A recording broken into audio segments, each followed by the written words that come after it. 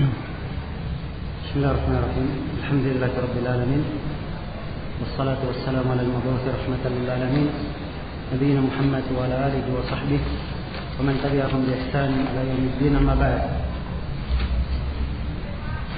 Kembali kita detailkan kandungan makna dalam hadits Aisyah radhiyallahu taala anha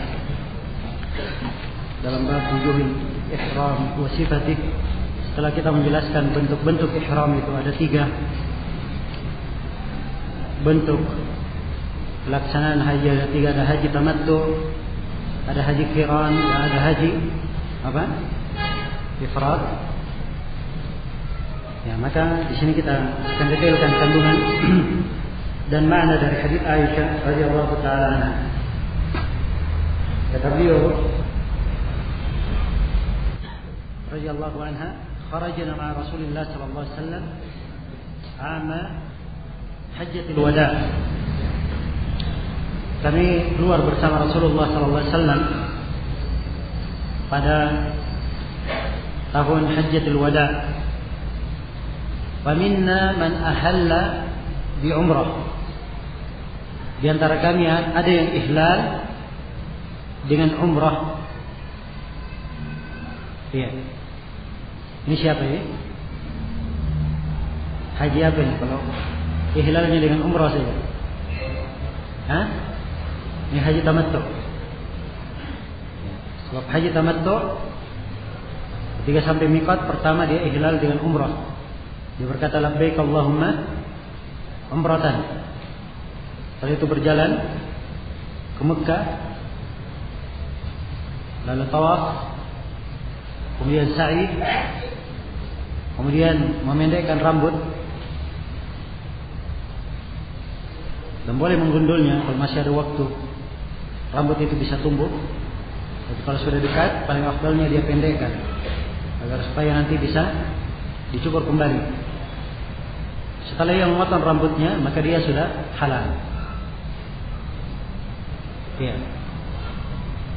Begitu masuk yaumut tarwiyah, baru mutamatti ini ihlal kembali dengan apa? Dengan haji. Dikatakan labbaik Allahumma hajjan. Jelas ini tamattu. Kata Aisyah, wa minna man ahalla bi hajjin wa umrah. Dan di antara kami ada yang ihlal dengan haji dan apa? Dan umrah. Di antara kami ada yang ihlal dengan haji dan umrah. Ini haji apa? Haji qiran. So, haji qiran ketika dia di miqat dan niat untuk ihram, maka begitu dia ihlal dia membaca labbaik Allahumma umratan wa hajjan sekaligus dibaca umratan wa hajjan. Jelas ya? Iya. Jadi ini haji qiran. Ya, haji qiran setelah membaca labbaik Allahumma umratan wa hajjan atau hajjan wa umrah, dia berjalan ke Mekah. Tawaf. Kalau dia ingin sa'i, boleh dia sa'i. Iya. Kalau dia ingin undur sa'inya nanti setelah tawaf ifadah juga boleh. Maka setelah tawaf dan sa'i tidak ada potong rambut. Iya. Dia tetap berada di atas pakaian apa? Pakaian ihramnya. Jelas? Tetap muhrim. Begitu masuk haji, tidak ada lagi dia baca labbaik Allahumma hajjan. Langsung saja dia berangkat ke mana? Ke Mina. Ya, yaum tarwiyah, kemudian ke Arafah, dan dia lakukan seluruh rangkaian manasik. Jelas ini ya? Ya. Kemudian kata Aisyah radhiyallahu taala anha, wa ahalla wa minna man ahalla bi hajjin. Dan di antara kami ada yang ihlal dengan haji. Ya. Ada yang ihlal dengan apa? Haji. Ini haji apa? Haji ifrad. Ya. Karena itu kata para ulama, nusuk itu ada 3. Ada tamattu, ada qiran, dan ada apa? Ifrad. Dan 3-tiganya semuanya boleh. Silahkan memilih. Ya. Silahkan memilih. Yang mana yang paling afdal? Kita lihat sekarang. Kata Aisyah, wa ahalla Rasulullah bil hajj. Dan Rasulullah sallallahu alaihi wasallam beliau ihlal dengan haji. Ya. Beliau ihlal dengan haji. Kalau ihlal dengan haji berarti haji apa? Hah? Haji ifrad. Zahirnya begitu. Tetapi pemahaman zahir ini tidak mungkin dikatakan di sini. Sebab telah syah dari belasan riwayat bahwa Nabi sallallahu alaihi wasallam hajinya haji qiran. Ya, jelas? Telah syah dari belasan riwayat Bukhari, Muslim dan selainnya dari belasan sahabat, panjang lebar Ibnu Al-Qayyim menguraikannya bahwa haji yang dilakukan oleh Nabi sallallahu alaihi wasallam haji apa? Haji qiran. Ya, karena itu ucapan Aisyah radhiyallahu taala anha di sini ini harus diartikan maknanya. Sebab sahabat yang lain meriwayatkan bahwa Nabi hajinya haji apa? Qiran. Ya. Karena itulah di dalam haji qiran cara ihlalnya bisa dengan cara yang kita sebutkan tadi. Dia baca labbaik Allahumma umratan wa hajjah, itu yang pertama. Dan yang kedua, apa yang disyaratkan di sini oleh Aisyah. Jadi Nabi mula-mula beliau ihlal dengan apa? Haji. Tapi begitu jalan, ya, beliau memasukkan umrahnya ke dalam haji. Ya, jadilah menjadi apa? Haji apa? Haji qiran. Dan ini disyaratkan sebelum tawaf. Sebelum tawaf. Ya, karena itu boleh seorang dari awal mengatakan labbaik Allahumma umrah. Sebelum tawaf dia niatkan masukkan umrah ke mana? Ke haji menjadi haji apa? Haji qiran. Jelas sampai sini? Maka dengan ini tidak bertentangan antara riwayat-riwayat. Tidak bertentangan antara riwayat-riwayat yang ada. Iya. Dan suatu hal yang telah pasti bahwa Nabi sallallahu alaihi wasallam ya, beliau membawa hewan-hewan sembelihan dari Madinah. Beliau telah membawa hewan sembelihan. Dan ini adalah hal yang memastikan bahwa beliau sallallahu alaihi wasallam hajinya adalah haji qiran. Hajinya adalah haji qiran. Iya. Setelah kita mengetahui hal ini, maka di sini ada dua masalah, dua pembahasan yang perlu saya terangkan. Pembahasan yang pertama, yang mana yang paling afdal antara tiga jenis nusuk ini. Nah, ini letak silam pendapat di kalangan para ulama. Dan yang benarnya bahwa tamattu itu yang paling afdal. Ya, tamattu adalah yang paling afdalnya dari seluruh rangkaian pelaksanaan nusuk. Ya. Tamattu adalah yang paling afdalnya. Sebab Nabi sallallahu alaihi wasallam memerintah para sahabat untuk hal tersebut. Dan beliau mengabarkan andai kata beliau tidak membawa hewan sembelihan, maka beliau akan melakukan tamattu, akan melakukan haji tamattu. Di dalam hadis yang diriwayatkan oleh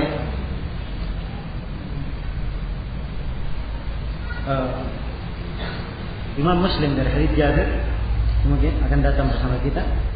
Nabi sallallahu alaihi wasallam berkata kepada para sahabat. Dan ini ada di dalam riwayat yang lain. Sebab ini Nabi mengulanginya. Di antaranya di riwayat Muslim dari hadis Jabir. Ya, ketika Nabi sudah berakhir sa'inya di Marwah, Nabi berkata, "Ya ayuhan nas, wahai sekalian manusia, law an istaqbaltu min amri mastadbar." Andai kata saya tahu ya, masa depanku sebagaimana saya tahu apa yang telah lalu. Kalau sudah berlalu kan pasti tahu ya kan. Nabi andai kata saya tahu masa depan saya apa yang akan datang, sebagaimana saya telah tahu apa yang telah lalu, maka kata Nabi, lam asukul hadiah, saya tidak akan membawa hewan sembelihan. Wala ja'altuha umrah, dan saya akan jadikan rangkaian ibadah ini, ibadah saya sekarang ini sampai sa'i sebagai umrah saja. Kalau dijadikan sebagai umrah saja berarti apa? Tamattu. Ya. Karena itu Nabi perintah kepada para sahabatnya. Kata beliau, "Faman kana minkum laisa ma'ahu hadyun falyahilla." Siapa di antara kalian yang tidak membawa hewan sembelihan, hendaknya dia tahallul. Ya. Maksudnya hendaknya dia tahallul. Kalau tahallul berarti diperintah agar supaya mereka apa? Tamattu. Wal yaj'alha umrah, dan hendaknya dia jadikan itu sebagai umrah. Jelas ya? Maka hadis ini menjelaskan bahwa tamattu itu yang paling afdal.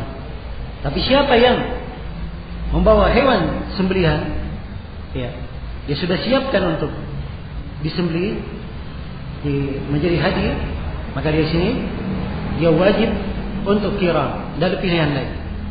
Sebab kalau ada pilihan lain, Nabi akan merubah hajinya menjadi apa? Tamattu. Ya. So, membawa haji mewajibkan seorang menjadi haji qiran, maka beliau tidak menjalankan haji kecuali haji qiran. Jelas sampai sini? Baik. Kemudian pembahasan yang kedua, dibangun juga di atas hadis ini. Para ulama berbeda pendapat tentang masalah apakah tamattu itu wajib bagi orang yang tidak membawa hadiah atau sunnah. Ya. Ini dua pendapat bagi orang yang lebih memprioritaskan tamattu. Apakah dia wajib bagi orang yang membawa hadiah ataukah dia hanya sekedar sunnah? Ini silang pendapat di kalangan para ulama di dalam masalah ini. Ya. Pendapat jumhur ulama, pendapat kebanyakan para ulama bahwa hal tersebut hukumnya sunnah. Ya. Hal tersebut hukumnya sunnah. Jadi kalau misalnya ada orang yang haji, dia kumpulkan antara umrah dan haji, dan dia tidak membawa hewan sembelihan, tidak membawa hadiah, maka para jumhurul ulama, kebanyakan para ulama mengatakan bahwa dia haji tamattu di sini hukumnya sunnah, bukan wajib. Jelas ya? Ini pendapat yang pertama. Pendapat yang kedua, mereka mengatakan bahwa siapa yang melakukan umrah, menggabungkannya dengan haji, umrah dan haji, dan dia tidak membawa hadiah, maka dia wajib untuk tamattu, diwajibkan, bukan sunnah. Dan ini pendapat Ibnu Abbas radhiyallahu taala anhu, salah satu riwayat dari Imam Ahmad. Dan ini pendapat yang dikuatkan oleh Ibnu Al-Qayyim dalam Zadul Ma'ad. Sampai beliau di dalam masalah ini membawakan belasan dalil. Ya.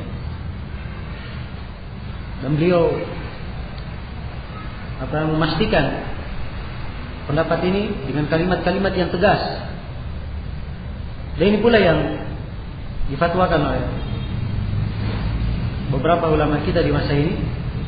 Kalau saya tidak salah, Syekh Al-Albani rahimahullah di atas fatwa ini beliau mewajibkan. Demikian pula kalau saya tidak salah, Syekh Mukbil termasuk yang melihat wajibnya. Iya. Sebenarnya kalau melihat dari sisi adillah, orang yang mengatakan hal tersebut wajib, ini adalah ucapan yang kuat sebenarnya, pendapat yang kuat. Tapi iskal yang paling besar, ya, Abu Bakar, Umar dan sejumlah sahabat yang lain setelah Nabi meninggal, ya, beberapa tahun mereka melakukan haji, semuanya melakukan haji qiran, tidak melakukan tamattu. Andai kata itu adalah wajib, maka para sahabat seperti Abu Bakar dan Umar radhiyallahu taala anhum memandang apa? Hal tersebut adalah hal yang mesti. Iya. Ya jelas, sekali lagi saya katakan bahwa pendapat yang mengatakan wajibnya pendapat yang kuat dari sisi dalil. Tapi untuk sampai kepada hukum pasti, ini ada iskal, letak muskil. Ya, sebab para sahabat yang lain tidak memandang itu wajib. tidak memandang wajibnya hal tersebut. Yaitu karena itulah bagi siapa yang melakukan haji dan dia tidak membawa sembelihan, maka afdalnya dia tamattu. Selain dia mendapatkan afdaliyah, dia juga keluar dari silang pendapat di dalam masalah ini. Itu jalan yang paling aman. Jalan yang paling aman. Ya, walaupun terdapat kebanyakan para ulama, ya insyaallah taala lebih mendekati kebenaran, tapi pendapat yang mengatakan wajibnya juga kuat dari sisi dalil. Ya. Baik, ini dua pembahasan yang ingin saya jelaskan di sini. Kemudian kata Aisyah dalam kelanjutan hadis, "Fa amma man ahalla bi umratin fahall, wa amma man ahalla bi hajjin aw jama'a al-hajja wal umrata falam yahillu hatta kana yawm an-nahr." Muttafaqun alaih. Adapun siapa yang haji atau siapa yang ihlal dengan umrah, maka dia telah halal. Ya. Ini siapa yang ihlal dengan umrah berarti haji apa? Tamattu. Kalau dia ihlal dengan umrah, hajinya tamattu. Begitu selesai sa'i, dia datang tawaf, kemudian sa'i potong rambut, maka dia telah halal. Itu haji tamattu. Wa amma man ahalla bi hajjin, adapun siapa yang ihlal dengan haji, kalau dengan haji saja berarti haji apa? Ifrad. Au jama'a al-hajj wal umrah, atau dia menggabungkan antara haji dan umrah, berarti haji apa? Haji qiran. Ya, jadi haji ifrad dan qiran, kapan dia ihlal halal? Kata Aisyah, "Falam yahillu hatta kana yaumun nahar." Tidak halal sampai kapan? Sampai hari nahar. Sebab di hari nahar disitulah yang dikenal tahallul pertama dan tahallul kedua. Baik, tidak ada masalah saya jelaskan tahallul pertama, tahallul kedua sekarang. Ya, supaya jelas walaupun akan datang nanti. Hari nahar adalah tanggal 10 Dzulhijjah. Pada tanggal 10 Dzulhijjah ini ada 4 amalan yang disyariatkan oleh orang yang haji. Disyariatkan pada orang yang haji pada hari nahar ini. Ada 4 amalan. Amalan yang pertama, dia melempar jamratul aqabah. Melempar jamrah al-aqabah. Amalan yang kedua, menyembelih sembelihannya. Ini bagi haji qiran, kalau dia bawa sembelihan. Ya. Tentunya kalau haji mufrid dia tidak ada sembelihan. Kemudian yang ketiga, amalan yang ketiga dia mencukur rambutnya. Kemudian amalan yang keempat dia tawaf. Tawaf ifadah. Ya. Adapun sa'i bagi orang yang tamattu, maka dia sa'i setelah apa? Setelah tawaf ifadah. Dan bagi haji qiran dan haji ifrad, kalau dia belum sa'i di awal kali umrah, belum sa'i awal kali dia datang, maka sa'i setelah tawaf. Saya sudah sebutkan tadi ya, bahwa boleh mengundur sa'i untuk siapa? Orang yang qiran dan ifrad. Jelas sampai sini ya? Jadi secara global ada 4 amalan. Ada 4 amalan. Yang pertama tadi apa? Melempar jamratul aqabah. Yang kedua, menyembelih hewan sembelihan. Kemudian yang ketiga, cukur.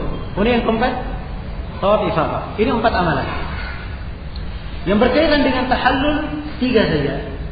Yang berkaitan dengan tahallul. Pertama kita keluarkan dulu menyembelih. Jadi menyembelih itu, menyembelih tidak menyembelih pada hari itu tidak ada kaitannya dengan tahallul. Jelas ya? Iya. Yang berkaitan dengan tahallul 3 amalan. Ya. Melempar jamratul aqabah, cukur, dan apa? Tawaf ifadah. Siapa yang melakukan 2 dari 3, siapa yang melakukan 2 dari 3, dia telah tahallul pertama. Ya. Siapa yang melakukan 3 semuanya, maka dia tahallul sempurna, tahallul kedua. Tahallul kedua. Jelas sampai sini? Ya, kalau dia sudah melempar jamratul aqabah, sudah cukur, maka boleh dia pakai pakaian. Ya. Boleh dia pakai pakaian, sebab dia sudah tahallul pertama. Tahallul pertama itu artinya halal segala sesuatu kecuali perempuan saja. Jelas? Ya. Belum boleh jima. Nah, maka dia boleh pakaian, boleh minyak wangi, dia pergi tawaf, silahkan. Ya. Setelah selesai tawaf sudah, berarti lengkap sudah, tahallul apa? Sempurna. Halal untuknya segala sesuatu termasuk perempuan. Jelas sampai sini? Ya. Baik, ini yang disebut dengan nama tahallul.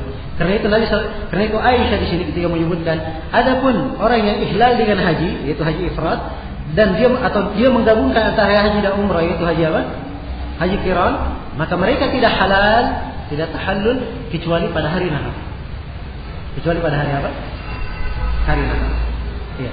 Dan di hari nahar ini juga, ya, orang yang tamattu juga ihlal mereka tahallul juga di situ. Ya, sebab mereka juga sudah masuk kembali dalam pelaksanaan ibadah haji. Baik. Jadi secara global pembahasan tentang masalah nusuk ini, 3 pembagian nusuk. Ya.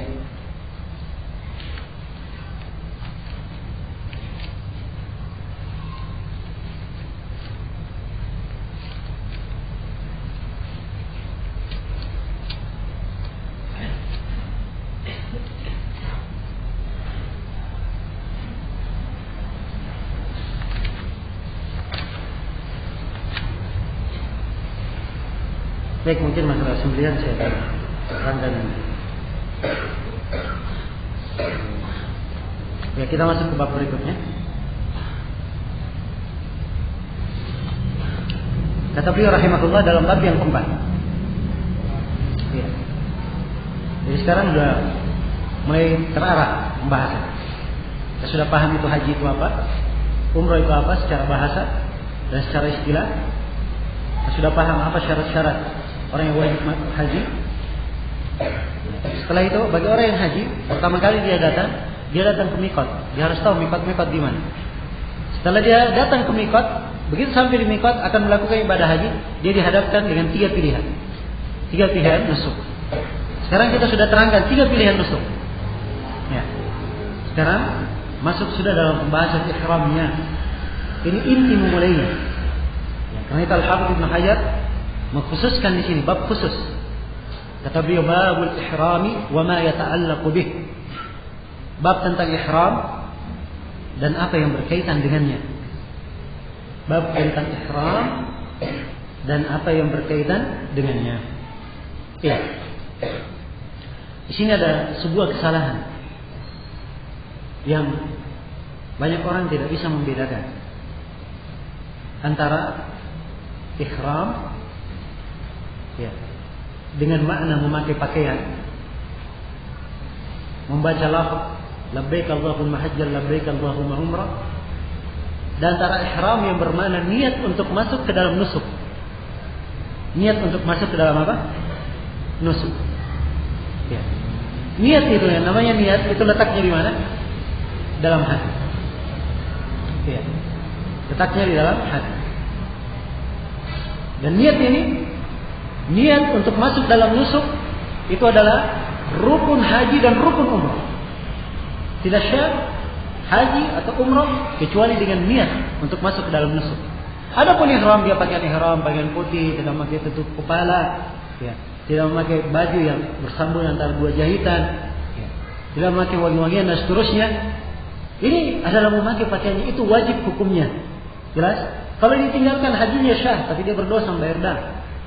Tapi kalau niat tadi dia tidak niat, batal haji dan umrahnya. Jadi dibedakan antara 2 hal. Ya, dibedakan antara 2 hal. Ya. Dan di sini juga nampak kesalahan. Ya, sangat saya sayangkan sekali kesalahan yang terjadi di jemaah haji kita. Ya, dan ini saya saksikan sendiri. Waktu hajian tahun 98, waktu itu kebetulan saya datang dari Yaman, hajinya dari Yaman. Ya, peraturan pemerintah ya harus ikut seluruh jemaah haji Indonesia. Ya, apakah dari negeri Indonesia atau dari negeri-negeri lain itu harus gabung di dalam pengurusan biro jemaah haji. Jadi saya satu mobil sama jemaah haji ya Indonesia. Nah, di suatu kesempatan ada pembimbingnya, membimbing. Ya, dia baca buku panduannya, Jadi sekarang kita sudah mandi, kita akan siap-siap, akan berangkat. Maka di sini ada 2 pilihan ihram. Yang pertama boleh membaca labbaik Allahumma umrah. Yang kedua boleh membaca nawaitu, ya, an hajjah umratan lillahi ta'ala. Atas mana dengan itu saya nggak hafal. Sebab memang dari syariatkan nggak pernah saya hafal. Baca nawaitu. Jadi katanya ini boleh dipilih antara 1 dan 2. Ya cuman saya pilihkan yang kedua saja. Nawaitu. Nggak ada yang baca labbaik Allahumma umrah. Ya. Jelas? Ya, perhatikan ini bentuk kesalahpahaman. Nah, dan ini perkara bid'ah, tidak disyariatkan oleh Nabi membaca nawaitu. Niat itu dalam hati. Ya. Lafaz talbiyah yang dibaca itu ihlal namanya. Ya. Ihlal adalah hal yang dilafazkan. Hal yang dilafazkan. Bukan itu niatnya. Niatnya di mana? Di dalam hati. Karena itu tadi saya katakan, bedakan antara niat masuk dalam nusuk dan niat yang bermakna apa? Rangkaian dalam ihram. Rangkaian dalam ihram itu membaca ihram, membaca talbiyah, membaca apa namanya? Ihlalnya, ya. Kemudian dia memakai pakaian ihram dan seterusnya. Itu rangkaian. Jelas ya? Ya. Dan ini juga mengingatkan pada kita bahwa buku-buku yang banyak dibaca oleh jemaah haji dijadikan sebagai pedoman itu banyak memuat kesalahan-kesalahan. Ya. Akhirnya kasihan orang-orang, apalagi dia orang umum, dia pandang bahwa pelaksanaan haji itu berat sekali. Salah. Itu adalah hal yang dimudahkan. Alhamdulillah agama ini dimudahkan. Setiap kali tawaf ada doanya sendiri. Tawaf pertama doanya ini. Siapa yang baca doa? Ya. Ada yang salah-salah lagi bacanya. Ya. Dambun dibaca danabun. Ya. Jadi dia memohon. Ya. Sedang tawaf dia baca Allahumma apa namanya? Ij'alhu damban maghfuran. Jadikanlah dia sebagai dosa yang diampuni. Dia baca Allahumma ij'alhu danaban maghfuran. Jadikanlah dia ekor yang diampuni. Begitu artinya. Ya. Karena diwajibkan yang pertama baca doa ini, yang kedua baca doa ini, dan seterusnya. Ya. Baik, mungkin waktu sudah habis. Setelah Isya insyaallah kita lanjutkan. Ya Allah taala alam. Subhanallah wa bihamdik. Asyhadu an la ilaha illa anta, astaghfiruka wa atubu ilaik. Walhamdulillahi rabbil alamin.